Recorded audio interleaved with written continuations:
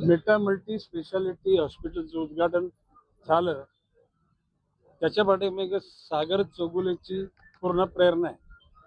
त्याने आतमध्ये जाताना मला सांगितलं की या ठिकाणी जर मुलीचा जन्म झाला तर त्या कुटुंबाकडून पैसे घेतले जाणार नाही.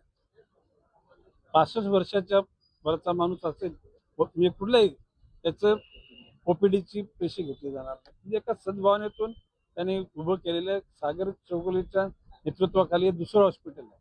आणि मला विश्वास आहे की नवी मुंबईची सुजाण जनता त्या जनतेची सेवा करण्याचा त्यांच्याकडून प्रामाणिकपणे प्रयत्न होईल.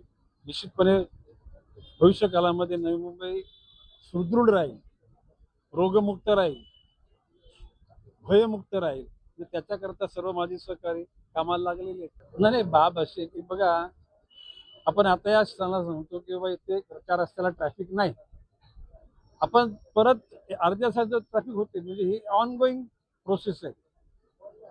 एक गोष्ट खरी एक गोष्ट खरी की बऱ्याच ठिकाणी शिक्षणाचा दर्जा, आरोग्याचा दर्जा, पाणी पुरवठा, एकूण स्वच्छतेचा, अन्नधान्याच्या अनुषंगाने सुद्धा हा दर्जा कधीतरी घसरतो.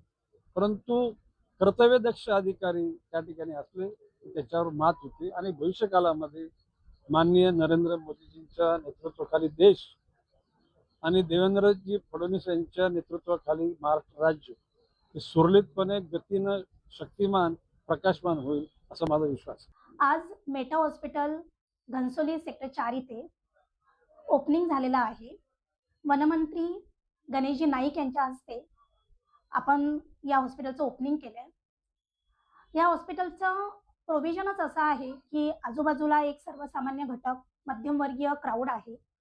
अशा लोकांना परवडेल असं आणि अतिशय चांगली अशी सुविधा, सगळ्या मशीन्स उपलब्ध असणे, चांगले डॉक्टर्स अवेलेबल करणं आणि त्यांना त्यांच्या दरामध्ये ट्रीटमेंट अवेलेबल करणं हे आहे.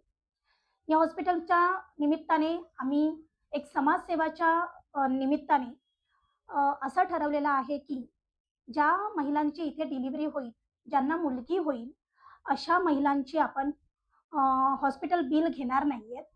आणि 65 वर्षाच्या वरील जे नागरिक आहेत, वरिष्ठ नागरिकांना आपण मोफत ट्रीटमेंट करणार आहोत.